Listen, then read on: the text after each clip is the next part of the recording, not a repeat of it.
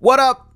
This is mad impromptu because, well, the Toronto Raptors just never stay out of the news. Ladies and gentlemen, there was a report that maybe, just maybe, the Toronto Raptors might be in the running for Damian Lillard. Now, you got to ask yourself, the Raptors, who are in a situation with 3 expiring contracts heading into next summer, they obviously are sort of stuck in the middle of the Eastern Conference, to put it quite frankly. They lost Fred VanVleet, one of their key players in the summer. How are they going to even be able to go after Damian Lillard? And also, would Dame even want to come to Toronto? The first answer for that, we'll get to trade packages. The second part is, well, realistically, if you think about it, it doesn't matter where Dame wants to go. And I think ultimately, if you're a team that is, one, desperate to make a move to keep on winning or trying to win, which I think the Raptors are, especially with the way they've been operating the last few seasons, and two, if you're really trying to switch things up, change something up, maybe inject some new life into your roster, your season coming up, then doing something like this makes a lot of sense. And three, the Toronto Raptors, despite, the last 4 or 5 seasons of missing out on free agents, maybe missing out on a couple draft picks, etc., have never been shy to get involved in these trade conversations. It happened with Kevin Durant last year. Now it's happening with Damian Lillard. And to the Kevin Durant question, saying, hey, why would they go after Damian Lillard if they just went for Kevin Durant and that didn't work out? Well, the thing is, you now have a year of looking at this core, processing what this core might be, and to answer people's point about Dame, he fits almost perfectly with what you would expect this team would look like. Now, the elephant in the room. The elephant in the room is, would they trade Scotty Barnes for Damian Lillard? Because I hate to break it to y'all, that's probably what it would take. Unless you do a package that includes OG Anunoby, a plethora of salary and picks to go out the way, it most likely is going to be centered around Scotty Barnes, who's entering his 30th season, rookie of the year, looked pretty good, had a decent second year, has, in my opinion, been sort of underrated for his second year, but that's neither here nor there. This is a guy who's a rising star in the league. Would you trade that type of player for Damian Lillard, who's in his 30s, who just came off an All-NBA season, maybe the best season of his career? Would you trade him in order to acquire an older talent like that? And it sort of brings up the conversation with KD as well, because you're like, all right, these are guys who are, in my opinion, somewhat comparable right now, especially at their ages. And I know KD has the higher ceiling, but realistically, where they're at in their careers, they're not too far off. KD is obviously the better player, but still, would you do this? My answer is yes. I think I would. If you look at the Raptors situation right now, they can field a competitive roster in the Eastern Conference, maybe a title contender in the Eastern Conference, by acquiring Damian Lillard. The starting lineup would be Jakob Poeltl, it would be Pascal Siakam, it would be OG Anunoby or Scotty Barnes, depending on who they would be trading, who would be the main piece going there. And then you have, Gary Trent Jr., depending on the salary going out. Maybe Grady Dick, maybe the Raptors are able to acquire another player in this trade, and then, of course, Damian Lillard. The specifics of it all is something that has to be hashed out. There's no question in that.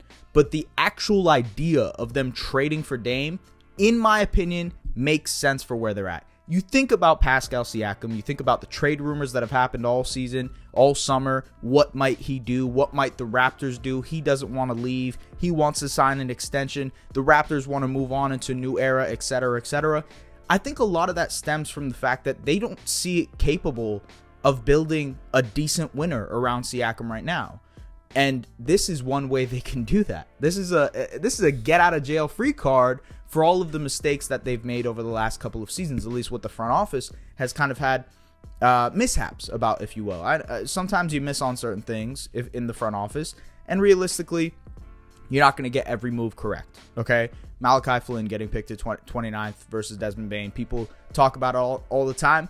You just never know these things in advance, okay? Yes, the Raptors and all 29 other front offices have elite scouting teams. They have all the analysis and all the data in front of them to make educated guesses and to make educated moves.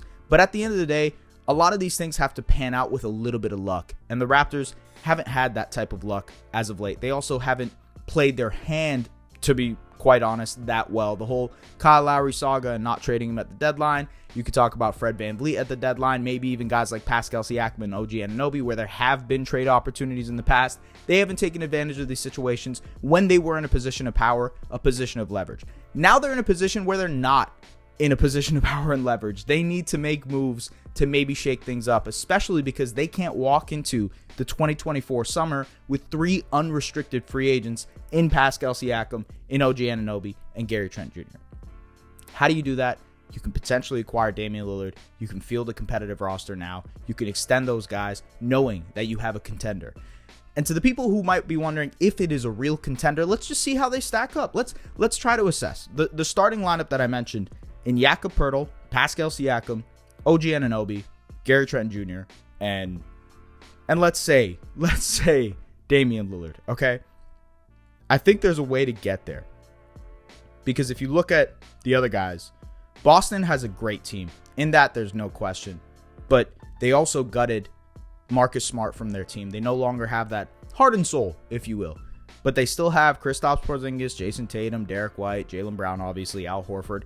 They have a very, very deep team. They would be tough to beat, no question. But how they stack up with that Raptors team, I think the Raptors have a really, really good chance. What the Raptors were missing pretty much for the last couple of seasons is a point guard that can create for himself, that is an unbelievable pull-up shooter. And yeah, sure, Fred VanVleet is that, but Fred VanVleet isn't Damian Lillard. Damian Lillard is the all-NBA version of that. He's not as good of a defender. He is lackadaisical at the point of attack. But the thing is, the Raptors ecosystem of OG, of Pascal, of Jakob, and potentially whatever else is left, whether it's Precious Achiuwa, Chris Boucher, etc. Again, I'm not sure what the exact details of this trade would be, but whatever is left would be enough to insulate Damian Lillard defensively, and this team could still be good on the defensive end. There is a reason that the Blazers at the start of this summer wanted to trade for OG and Pascal, because they knew that in a lot of ways that helps Dame.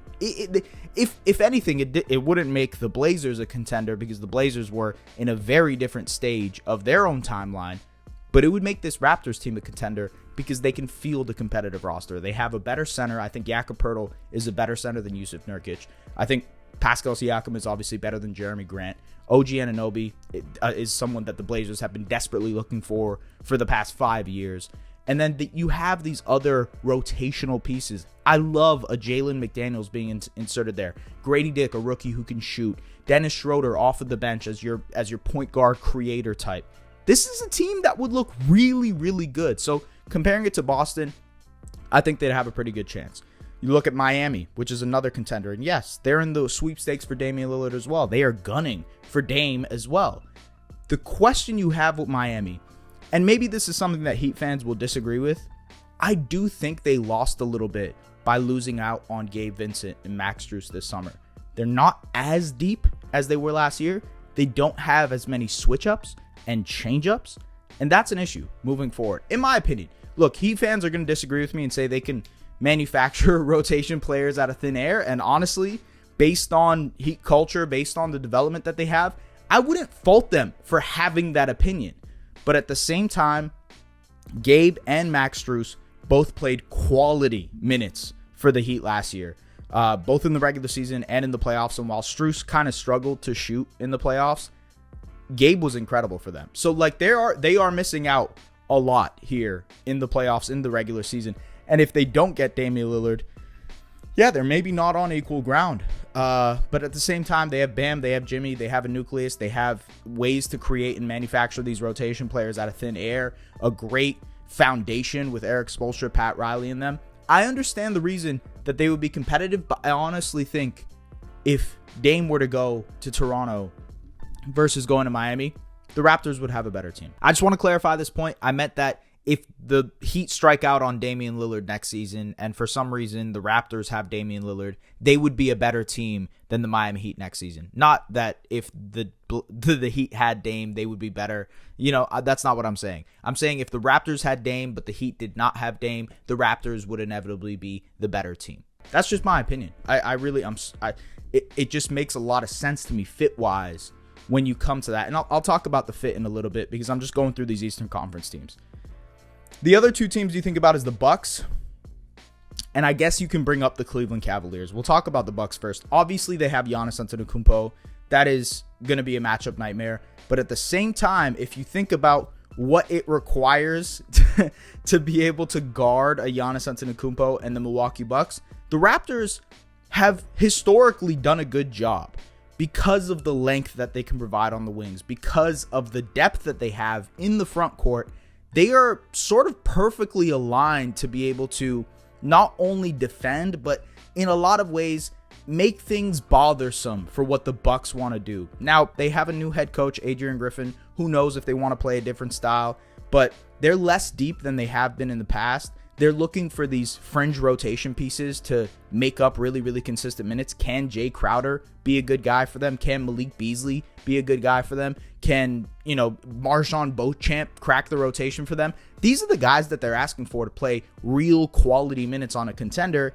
And also, they're much older. So I think some of Giannis's concerns moving forward are warranted because of those ideas, and especially they're warranted this season. If they're not healthy, if they're not, ready to compete, et cetera, if Drew and Chris Middleton aren't really at the point they were a couple of seasons ago, and especially for Drew last season, it's tough to see that team being a really, really good contender. They can do it. They can win a championship this season. But when you're stacking it up against the Raptors, in my opinion, that's a team you can go up against and be confident.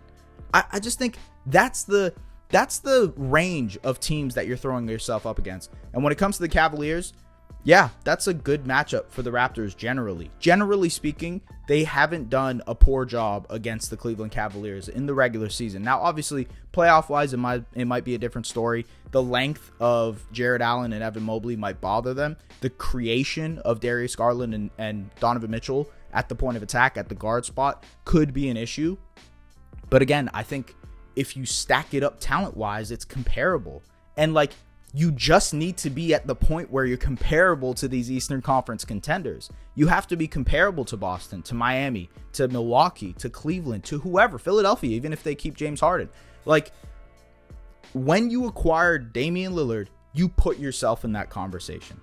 And I know some people right now probably are thinking in the comments that that's not true, that this doesn't put them in that conversation, that they won't be good enough to be put in that conversation. And personally, I'm sorry, man, I just disagree. I really do. I think when you add a talent like Dame, the pull-up shooting of Dame, the offensive creation of Dame, that is exactly what this Raptors team has been missing for the past 3 or 4 seasons. The Raptors have struggled as a half-court offense consistently, and that's been with or without Fred VanVleet. Inserting Damian Lillard is like inserting a one-man half-court offense. That's how good he is. So incorporating him into a team that also has Pascal Siakam, who can be a secondary creator, who has shown that he can be a high-level secondary creator, 2019 NBA championship, and including, whether it be OG or Scotty Barnes, you have a nucleus there that makes a lot of sense. Jakob Poeltl is a rim-protecting, blocking shots, if you will, deterring shots at a much higher level than Jusuf Nurkic was. And I think he's a better passer than Jusuf Nurkic was. I think he's just younger than Jusuf Nurkic. Maybe not, actually. I think they're a similar age. But regardless, he's better than what Jusuf Nurkic is right now. You add that nucleus, and you have different players, depending on what goes out, obviously, like a Precious Achiuwa, like a Grady Dick, like a Jalen McDaniels, like a Dennis Schroeder. That makes tons of sense to round out your playoff rotation. I think in terms of building out a winner over the next season, 2 seasons, 3 seasons, makes a lot of sense. Now, the question here is, and I think I've had some people bring it up to me, is hey, could this Raptors team get Damian Lillard without giving up Scotty Barnes? I think they can. It would take a lot more. I think it would take all of their pick cachet. They can't give up picks till 2028. So it would be 2028, 2030, and then pick swaps in 2027 and 2029. So it would be OG plus 4 of those picks, plus, whatever salary required to match. Maybe it'd be Thad Young, Otto Porter Jr., or Chris Boucher. It doesn't matter. But regardless, that's the type of deal you're looking at. Whereas with Scotty Barnes, it would just be Scotty Barnes, salary to match, And that could be a combination of Thad, Boucher, Otto, etc. And you get Damian Lillard. If you do Scottie Barnes, I think if you keep Scottie Barnes, which is what I mean, I think you're in a position where you're not as good of a contender, because some of the flaws Scottie has right now are things that need to be worked out in the long run. He's not that great of a point of attack defender. He gets beat off the dribble consistently. He's a great weak side helper. He's a great guy at the nail. He can roam. He has the length, the ability to block shots. All of this stuff is true defensively. But with OG, you have one of the best premier wing defenders in the league. And if you're trying to win a championship, you want that type of guy on your roster. Now, if the Raptors are looking long-term and saying, hey, we acquired Dame, but for an expiring salary in OG Anunoby, then you might say, okay, if this Dame experiment doesn't work with Dame and Pascal and all those guys, and maybe Scottie does in fact take a leap in these next couple of seasons, okay, we can always wipe our hands of it, trade Pascal, trade Dame, get the assets back, and restart with Scottie. It gives us an out, right? And if that happens, I could see both sides of it. Regardless, the question that I'm trying to answer right now is, should the Raptors be in on Damian Lillard? And in my opinion, I would say yes. I think they should have been in on Kevin Durant. They are what you would like to call superstar hunters. If a superstar becomes available on the market, a team like the Toronto Raptors that, let's face it, hasn't been the greatest free agency destination for the most part. And I live here, folks. I'm not saying this as a bad thing. I'm just saying realistically, it's not like they're reeling in free agents. And the market, Masai Ujiri has said it himself. The market doesn't dictate free agent movement. It's built by trade. Trade is the new free agency. I think the Raptors should be in on Damian Lillard. When you have an opportunity like this, it's something that you can't miss. And the other thing is, a lot of people, I've seen it. I've seen your replies. I've seen your tweets about Giannis. Wait for Giannis. Wait for Giannis. I hear you. I get it. I understand. Because, yeah, Raptors fans have been wanting Giannis for a really long time. Giannis would be incredible on this team. I think Giannis and Pascal would work really well together. And using Scottie, using OG as trade chips to go out and get him makes tons of sense. Absolutely. But also, there's a world in which you're outbid for Giannis. There's not a world in which you're outbid for Damian Lillard, because you don't need to bid that much. That's the big reason you're trying to get into this game right now, because you only have to outbid Miami. And Miami's offer clearly hasn't been enticing enough for the Blazers to match. OG Anunoby and Scottie Barnes are just better packages, better chips, better trade chips than what the Heat are offering. So yeah, that's the summary here. If you can and if you are able to go for Damian Lillard, if you're the Toronto Raptors, I think you should do it. But let me know what you think, what they should do. Regardless, I think the one thing both of us, everybody who's watching this right now, can agree with is the fact that the Raptors should do something in the next 2 weeks. They really don't have a choice, whether it is moving a Pascal Siakam, whether it is potentially moving an OG Anunoby for Damian Lillard, or whether it's just resetting and starting over with Scottie Barnes. I think that's a very viable option as well. Or maybe they get involved in the Dame trade, but in a way that isn't them acquiring Damian Lillard. Maybe it's them acquiring Buddy Hield. Maybe it's them acquiring Tyler Hero, whoever. Regardless, they need to find a way to get involved in these trade talks, because they need help and they need a change up. They need something different. And the Raptors have been successful in trade talks in the past over the last 4 or 5 years. It's sort of been, maybe they've been gun shy, maybe the market hasn't been there for them, but regardless, they haven't been able to take these big swings as they usually do. And maybe now they're in a position to do that. So let me know what you guys think in the comments. Let me know. I'll hear it. I will hear what you guys have to say about this, but I do think that there is valid arguments to be made for the Raptors to go in on Damian Lillard. Peace out. And I'll just say this, the one thing to the whole Dame wouldn't show up in Toronto thing, that is absolutely ludicrous. That's like not knowing who Damian Lillard is as a person. Obviously, we don't know who Dame is, but let's use some context here. Damian Lillard is a guy who has been professional throughout his career until this point with that trade request. He is essentially, even when it comes to, kind of pandering in the media, if you will, saying, hey, I'm only going to show up if it's Miami or Portland.